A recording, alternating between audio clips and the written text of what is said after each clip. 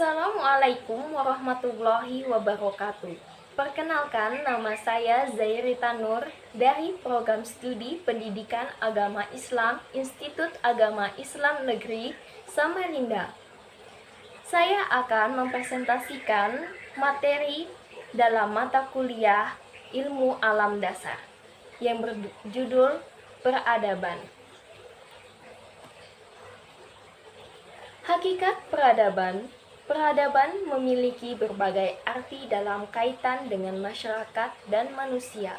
Seringkali istilah ini digunakan untuk merujuk pada suatu masyarakat yang kompleks yang dicirikan dalam kemajuan politik, pertanian, hasil karya, organisasi pemerintahan, hingga pemukiman yang megah pada zamannya. Peradaban berasal dari kata adab yang artinya akhlak, kesopanan atau kehalusan budi pekerti atau merujuk pada sifat yang tinggi dan mulia. Sementara dalam bahasa Inggris, istilah peradaban disebut dengan civilization yang biasanya dipakai untuk menyebutkan bagian atau unsur kebudayaan yang maju dan indah, misalnya kesenian, ilmu pengetahuan, dan lainnya. Peradaban memiliki unsur atau hubungan yang erat dengan budaya atau kebudayaan. Hasil atau produk kebudayaan inilah yang menghasilkan peradaban. Sebuah kebudayaan dikatakan mencapai peradaban yang tinggi apabila menghasilkan seni yang indah dan halus, bangunan yang megah dan tahan lama serta monumental yang tidak tergerus oleh perkembangan zaman. Menguasai ilmu pengetahuan yang tinggi dibanding masyarakat lainnya yang sezaman dengannya. Peradaban dapat juga digunakan dalam konteks luas untuk merujuk pada seluruh atau tingkat pencapaian manusia dan penyebarannya.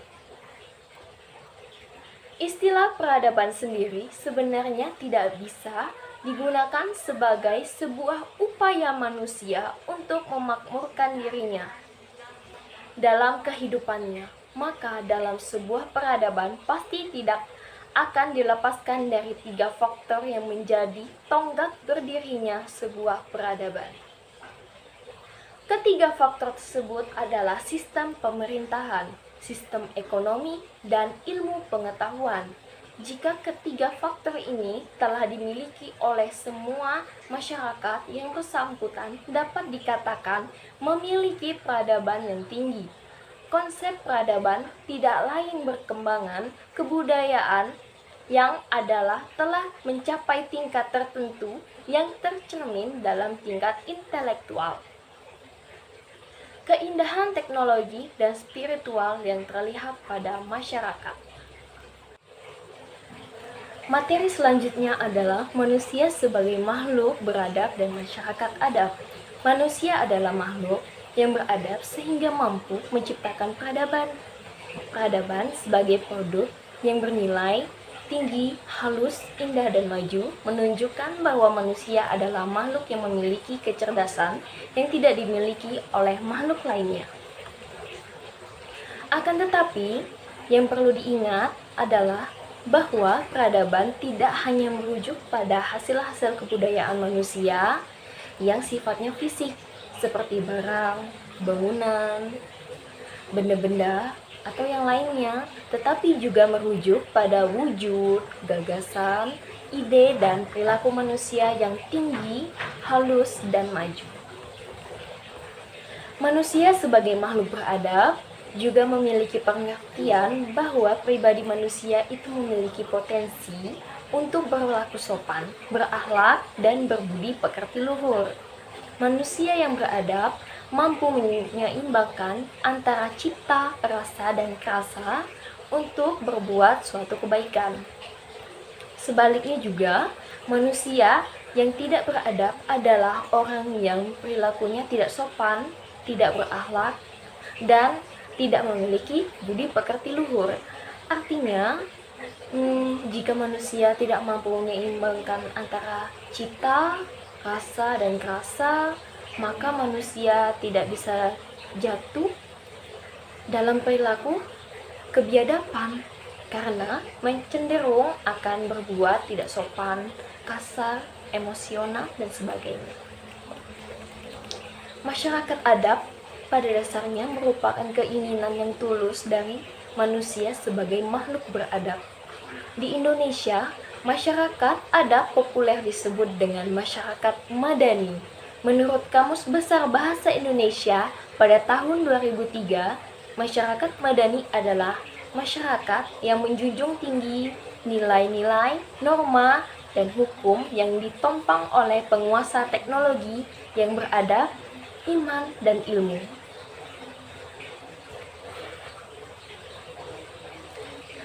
Selanjutnya adalah evolusi budaya dan wujud peradaban dalam kehidupan sosial budaya.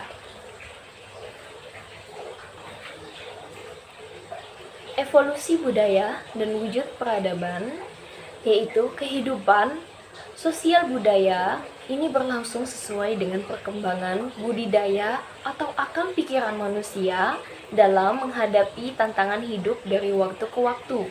Proses evolusi untuk tiap kelompok masyarakat di berbagai tempat itu sangat berbeda-beda, bergantung pada tantangan, lingkungan, dan kemampuan intelektual manusia untuk mengantisipasi tantangan tadi.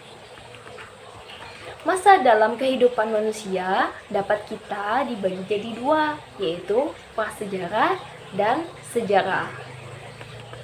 Artinya, masa sebelum orang-orang belum mengenal tulisan hingga mengenal tulisan hingga bisa membaca tulisan. Manusia mengenal tulisan dalam masa sejarah, yaitu mengenali tulisan atau data-data tentang masa prasejarah diambil dari sisa-sisa atau bukti-bukti yang digali dan interpretasi. Maksud saya, masa sejarah bermuda ketidakadanya catatan tertulis untuk dijadikan rujukan. Penciptaan ini merupakan suatu penemuan revolusioner yang jenius. Bermula dari penciptaan properti dan lukisan objek, bahkan untuk membuat bahan rujukan. Penciptaan tulisan ini merupakan satu penemuan revolusioner yang jenius, bermula dari penciptaan properti dan lukisan objek seperti kambing, lembu, wadah, akutan barang, dan sebagainya. Diikuti dengan indikasi angka, kemudian dikasih simbol yang mengidentifikasi nama, alat, dan itu akan bersangkutan kepada kita yang akan membacanya pada saat itu. Selanjutnya simbol untuk fenomena harian, hubungan antar mereka yang akhirnya intisari seperti warna, bentuk, dan juga konsep. Selanjutnya mengenai masa prasejarah, ini ada dua pendekatan untuk membagi zaman prasejarah, yaitu pendekatan berdasarkan hasil teknologi terdiri dari zaman batu tua, yaitu zaman batu tua atau disebut juga dengan Paleolitikum. Zaman batu tengah atau disebut juga batu media, yaitu disebut dengan Mesolitikum, dan zaman batu baru yang disebut juga dengan Neolitikum. Pendekatan berdasarkan model sosial ekonomi atau mata pencaharian hidup yang terdiri atas pertama yaitu masa berburu dan mengumpulkan makanan, meliputi masa berburu sederhana, tradisi paleoid, dan masa berburu tingkat lanjut. Yang kedua adalah masa bercocok tanam. Yang terakhir adalah masa kemahiran teknik atau disebut juga dengan perundagian. Selanjutnya adalah dinamika peradaban sosial. Selanjutnya adalah dinamika peradaban global. Asal mula menurut Arnold Y. Toynbee, seorang sejarawan asal Inggris. Akhirnya peradaban ini diuraikan dengan teori challenge and response Peradaban itu lahir sebagai tanggapan atau respon menghadapi menaklukkan maksud saya, dan mengolah alam sebagai tantangan atau bisa disebut challenge. Guna mencukupi kebutuhan dan melestarikan kelangsungan hidupnya, alam menawarkan sejumlah tantangan dan kemungkinan-kemungkinan. Ada alam yang tandus, ada yang subur, di pegunungan ada pantai, dan seterusnya. Jika tantangan alam itu berat, maka manusia pun akan gigih dan berusaha dalam menanggapi alam tersebut. Begitupun sebaliknya.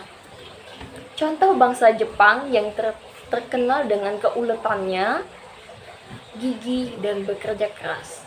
Karena alamnya yang cukup berat untuk ditaklukkan keadaan alam, Jepang bergunung-gunung sering terjadi gempa dan pergeseran lahan.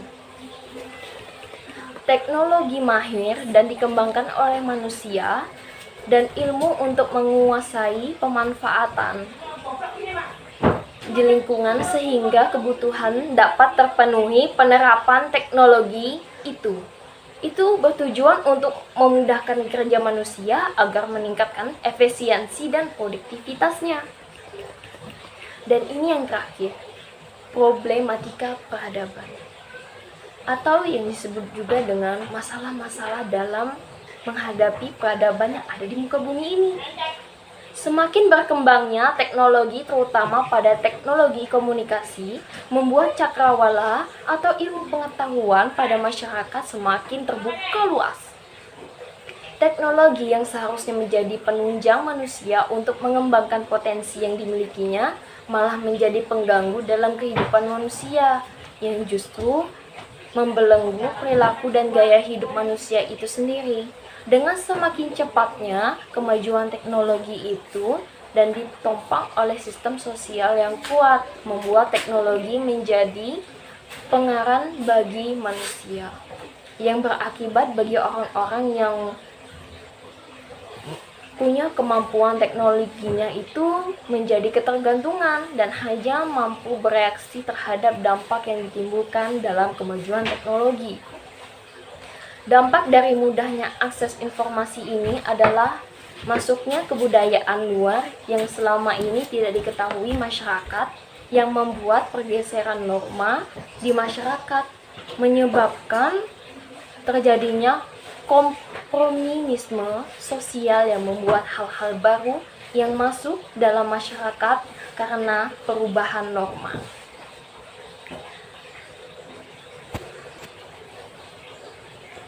Nah, itu dia video atau materi presentasi yang saya sampaikan tadi. Semoga bermanfaat bagi teman-teman yang menonton. Sekian dan terima kasih. Assalamualaikum warahmatullahi wabarakatuh. Sampai jumpa kembali.